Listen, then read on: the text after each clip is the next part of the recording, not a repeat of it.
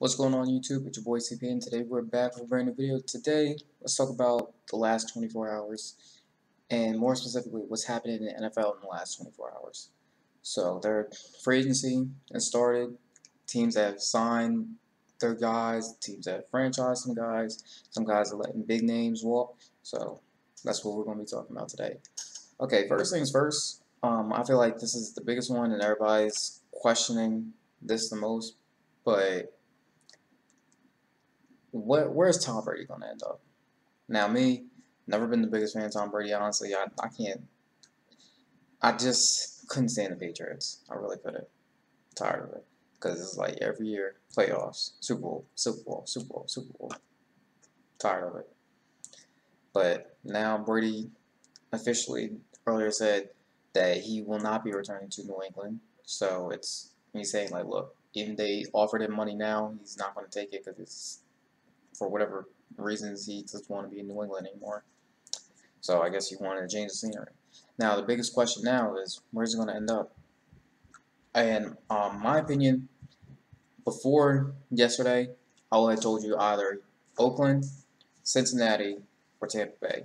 Now the reason why I say those three teams is because I think that those are the teams that need a quarterback the most. But now that Oakland has Marcus Mariota, and they're talking about Cincinnati is going to draft Joe Burrow, which there's no guarantee, but who knows. So basically, it comes down to him going to Tampa Bay, and I think that's going to be a good fit for him. That team needs a quarterback because the whole Jameis Winston situation, I think it's over for him. So I don't know where Jameis Winston's going to end up, but I can tell you one thing: he's going to end up with a new team.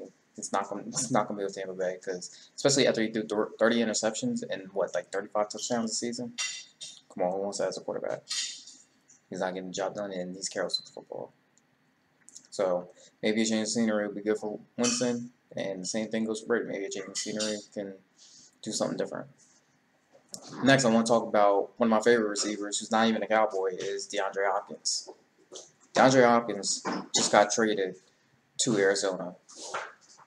I know nobody saw that coming. Because arguably, DeAndre Hopkins is the best receiver in the league. So I feel like the reason why he was traded, because I believe next season he's going to be a free agent.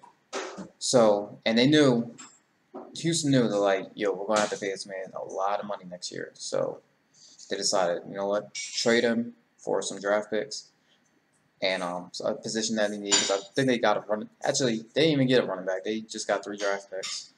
And I believe it was 2 second rounders, one for this year, one for next year, and a 4th rounder for this year. But you ask me, that's not really equal. I feel like, I'm not saying trade a 1st round pick, but I feel like you could have gotten a little bit more if you're trading away DeAndre Hopkins, but that's just my opinion. But I think DeAndre Hopkins is going to be a huge threat in Arizona, and Arizona might mess around and do something this year. So, because Kyler Murray being young, Larry Fitzgerald, still, he's not the same guy he was in his prime, but he can still do it as well as anybody else. So don't let that fool you, because he may be over 30, but he can still do it. So I feel like with those two on the field, Kyler Murray, he's going to put up a lot of statistics. So I'm going to make a bold prediction right now. Kyler Murray next season will be in the MVP race.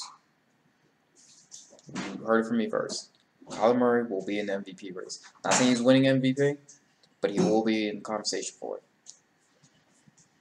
So next we're going to move on to the Cowboys. Cowboys have only franchise tag Dak Prescott, and they've re-signed Amari Cooper. Now that's great and all. Those are 2 guys that Dallas needs to make sure they kept. However, we have not done much since. We signed Amari Cooper to a 5-year, $100 million deal. We tagged that, but a lot of guys have been walking. For example, Byron Jones is in Miami now. And Miami's trying to rebuild because they're actually picking up some huge pieces that they needed. So, if you ask me, keep an eye on Miami. Robert Quinn is now there. Robert Quinn led the team with 11.5 sacks last season, and he missed the first 2 games. So, the Bears picking him up with their already really good defense, that's a good move, Chicago. I'll give you that. Randall Cobb.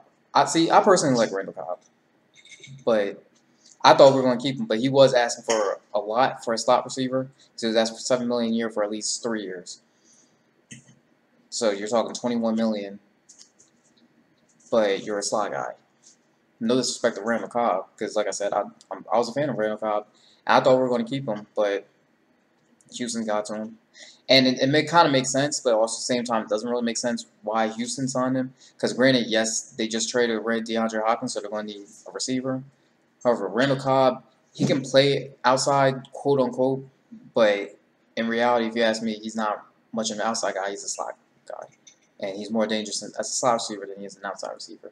But he's played both, so let's see what Randall Cobb does. And that actually might be a good look for Randall Cobb, because then he can get more attention on offense, because it's just Will Fuller, Randall Cobb, and whoever else Houston has. I think they have Kenny Stills, but I'm not completely sure. But I think Deshaun Watson, his numbers are going to be kind of slow in the beginning of the year, but once he starts getting chemistry with not only Randall Cobb, but whoever other guys they bring in, he's going to pick it up. So do not count out Watson. Okay, now to get into back to the Cowboys, there were 3 players of ours that actually signed with Oakland today. Those 3 players were Malik Collins, D tackle, Jeff Heath, strong safety, and Jason Witten. And you heard me right. Yes, Jason Witten is now an Oakland Raider. Well, technically Las Vegas, but I feel like everybody still calls him Oakland because that's what everybody knows him as. But what the Raiders are doing, they're signing a lot of guys to these 1 to 2 year deals just to see, like, okay, you're going to have to make it or break it this year. And what that means is either you're going to have to do really, really, really well for us to want to sign you long term, or we're just going to have you play this season. If you don't play to our expectations, then we're just going to move on. Sorry, not sorry, but it's just that's the way business is in the NFL. But I was kind of shocked because Jason Witten, he even said, like, oh, I want to play in 2020, which was respectable. But I kind of did not see him coming back because Jason Garrett felt obligated since he was a Cowboy since 2003. He felt obligated to bring back Jason Witten. But since Garrett is gone, it's not so McCarthy, I guess he wants more younger players. So, and plus he was even saying, like, I don't think Witten's going to fit in our scheme, and there's probably no space for him, which is understandable because, like I said, football is a business. So that's just the way business works. But Jeff Heath going to the Raiders, I actually thought that was good for him because then he can actually be a little bit more of a key piece for defense because Jeff Heath, he's been a serviceable safety, but he hasn't been like the #1 safety you would expect. And the Cowboys really needed a safety, and I feel like he's been okay. He's been more of a backup in the beginning of his career, but then he moved up to being the starter since we let go of what's his name, Barry Church. And we even brought in George Iloka last season, but he didn't even make the active roster for actual regular season. He didn't even play most of the preseason last year. So, if you ask me, George Iloka was a waste. Jeff Heath was a little bit better, but still, Cowboys need that strong safety spot. And what I wish we had done, and we could possibly still do it, but I wish last year we had brought in Eric Berry because he was at the stadium for a good couple of hours talking to Jerry Jones, talking to Jason Garrett, all those guys, and walking away without a contract. Also, we could have had Earl Thomas last all season, but we decided not to pick him up. So, I don't know what's going on with that. But I would love to have Earl Thomas, but he signed like a 6-year deal with the Ravens, so he's not going anywhere for a while. But going to Malik Collins, he's been an okay defensive